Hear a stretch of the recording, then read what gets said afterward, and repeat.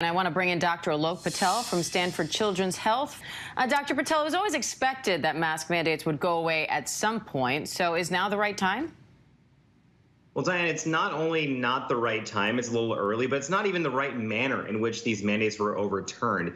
No one thought that mandates were going to stay around forever in public transportation. Just the leading epidemiologists of public health, people working on this, wanted to wait until at least that early May date so we could see what the rise in cases would truly translate into. We're not seeing a correlation in hospitalizations and deaths, which is a good thing, but we just wanted more data. And also, one judge in one day was able to overturn this mandate and cause places like Delta Airlines to all of a sudden call SARS-CoV-2 a ordinary seasonal virus, which it's not ordinary, it's not seasonal. So this strikes me as more of a political decision as opposed to anything rooted in science and data.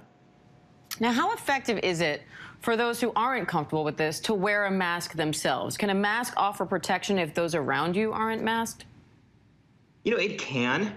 But there's two kind of issues with this. Number one, it's going to be a little less effective, obviously, according to previous studies. If you were to yourself wear a KN95 or N95, which you have to be fit tested for, which not a lot of people are. But also, Diane, I think about the fact that, you know, if you were on an airplane and they announced we're not going to be serving any peanut products because one person is allergic, nobody complained about that. So if you go on an airline now and you're like, my child is under 5 or I'm immunocompromised, everyone please wear a mask, you'd see a completely different climate. So it is kind of sad that moving into the next phase of the pandemic, the onus is on those who are most vulnerable to just protect themselves. And we can't expect society to all pick up and protect the minority of people, but it's sad that they're not even involved in the discussion.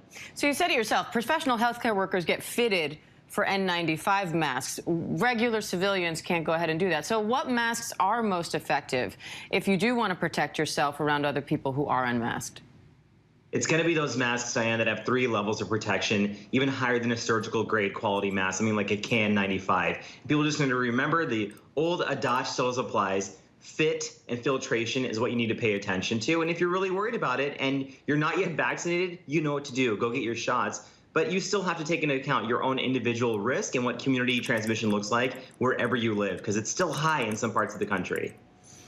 Now, Dr. Patel, Governor Phil Murphy announced on Twitter this morning that New Jersey Transit is also dropping the mask requirement. But Philadelphia just stepped up masking, now requiring masks again in indoor public spaces. So how do you explain the mixed messaging here? Or is this based on numbers, or how are these decisions being made? It's literally based on the mixed messaging that we've been seeing since March 2020, Diane, where different local officials are going to do what they want, and sometimes it makes no sense at all. But the one thing people shouldn't do is try to compare what Philadelphia is doing and saying that's why masks should be in place or shouldn't be in place in public transportation, because they're completely different. When you look at public transportation, you can't account for everyone around you, where they've come from, where they're going. It's completely different. If you're in a restaurant next to someone and they're coughing up a lung, you don't have to sit there with 1 foot away from that person on a bus, like you would be on a bus or a subway, for several hours of time. So this is very difficult for people to try to figure out what the next move is in the future. But I think the good news is we'll have a lot more data about what BA2's true potential is in just a few weeks, and hopefully some more clarity then. Now, we have not had these mask mandates dropped in over 2 years, but when they were put in place, we also didn't have vaccines, and the variants were different than what we're looking at now. So based on all of that data, do you think we could tolerate a spike in cases without seeing these overwhelming impacts at hospitals?